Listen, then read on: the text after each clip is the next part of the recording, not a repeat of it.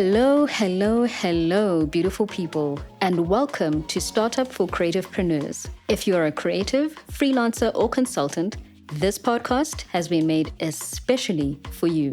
My name is Nobantu Modise. I am a multimedia journalist, media entrepreneur, and speaker.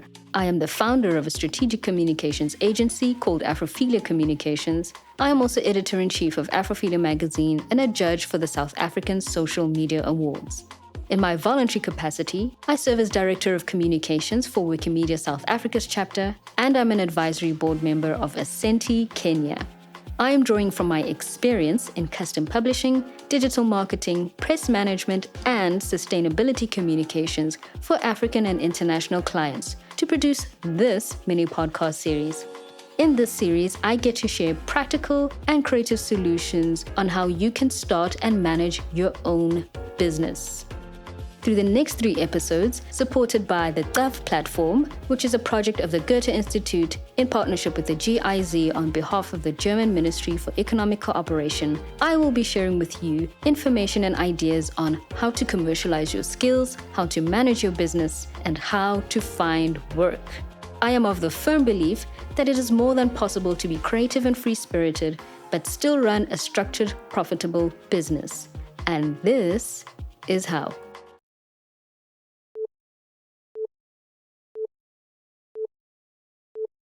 Welcome to episode 2, and we are looking at managing your business. This part is absolutely important. It's absolutely essential because we are dealing with the foundation that all the other work you're going to be doing rests on. So we really have to pay a lot of attention to this. I know some of you may feel like, oh my gosh, that's admin. It's a lot of stuff. I don't want to, but don't worry, there are so many solutions out there. We are so spoiled for choice. So I'm quite confident that you will find something that works for you, and work for you it will. So the important part about managing your business is which tools you employ. Having effective tools in place can make a difference between looking like a rookie versus looking like a pro, can make a difference between being overwhelmed and flustered and not having time for anything versus actually being able to get a work-life balance going for yourself. But as I mentioned earlier, it is a process and it does take time to figure out what works for you. The key though is not to just use tech for the sake of tech or use tools because they're popular. You know who you're working with. You know what services you're offering. So let's find what works for you. So the first thing that I encourage everyone to have is boundaries. I know you like managing your business boundaries. It's essential, right? Boundaries are important because they don't actually make you a bad guy. They are just an acknowledgement that you are aware that you have limited resources. If you think about it, no one has a bottomless pit of resources. And you don't have an unlimited amount of opportunities, despite what we may think sometimes. Some opportunities come once in a lifetime. Others are quite seasonal. But it rests on you and me to make sure that we are prepared and we have what we have to have in place so that we can capture good opportunities, good work, and get things rolling. So what I've noticed that when you're an entrepreneur, you're literally juggling a lot. You are carrying your business, you are carrying your team, your projects, yourself, and your life beyond your business. For some people, it completely breaks your sanity. Others are hanging on by a thread. But, we may joke about these things, but it really is a lot. And that's why using a CRM can really make a huge difference to your time, to your efficiency, to how you communicate with your clients, collaborators, teams, you name it. Right. So what is a CRM, you may be wondering? A CRM is a customer relationship management tool or customer relationship management software. And as the name suggests, it is a team that, not a team. It is a tool that can help you run your processes efficiently. There are different types of CRMs, right? There are operational CRMs, analytical CRMs, and collaborative CRMs. What that looks like, for example, a CRM will give you the tools to make sure that your team is communicating well, to make sure that you can see the markers and how your different portfolios are performing. It helps you in your interactions with your clients. It will help you making sure that your proposals, your invoices, your legal documents, everything is getting to where it gets to when it needs to be there. And obviously, it will do a brilliant job of making sure that you are absolutely in tune with everything as it happens, step by step. So that is, I don't know what you want to call that. That's magic in a box. And I highly recommend that you get a good CRM. And you can actually search them out per industry as well. Literally, go on a search engine, best CRMs for marketing, for sales, for project management. There are so many options out there. They're at different price points. And the really, really cool thing is that some of them you can operate from an app on your phone, which means that if you're on the go, if you are on a production, on a set like this, as I am right now, you can still be in tune with what is going on in the office, what's going on with clients, while you are juggling different things as you go along.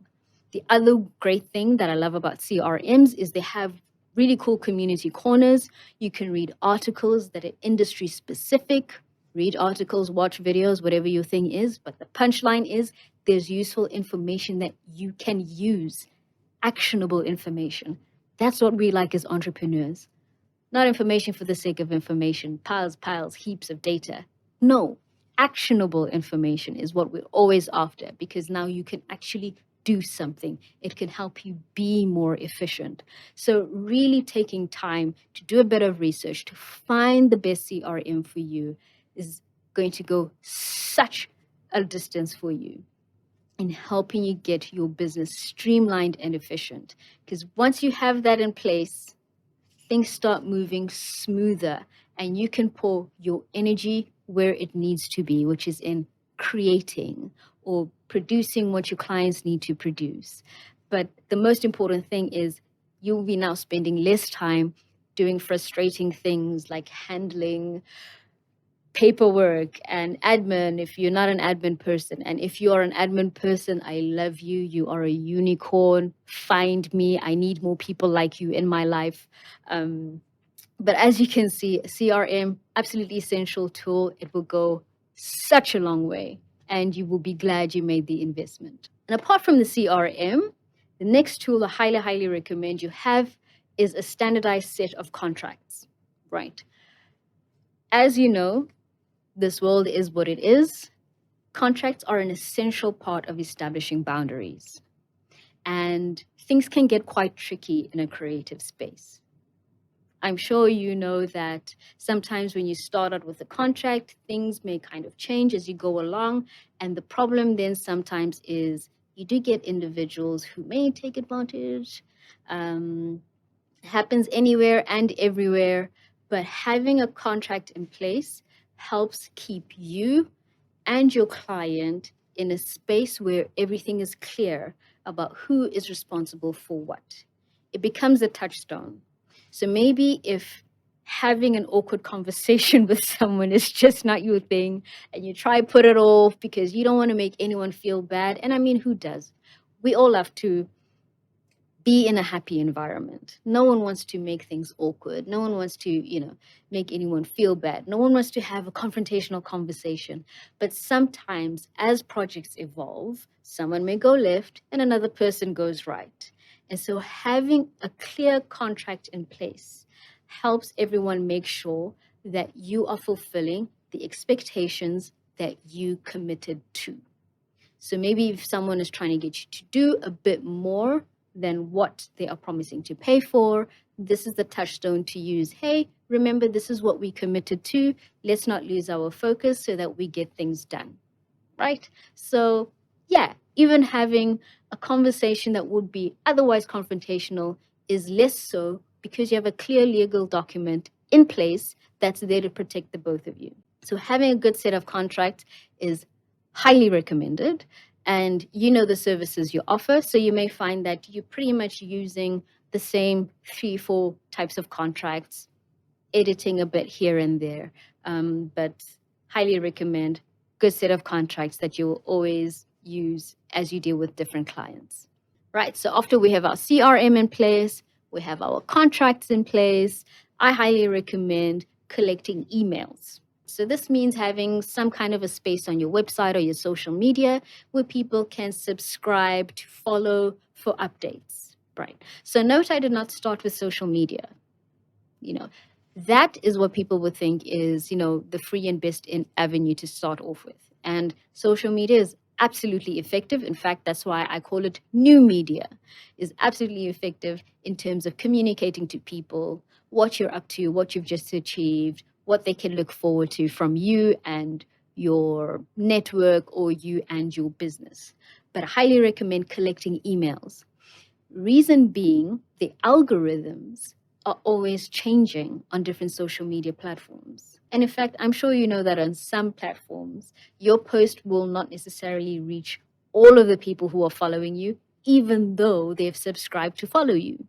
So having an email address means that it is in your hands to be able to contact your clients, prospective clients, and communities that are relevant to you with your updates, with your information, with special offers. And so you're not at the mercy of these giant enterprises. So collecting emails means that no matter what happens with the algorithm on any platform, you still have the most essential data of your clients and prospective clients.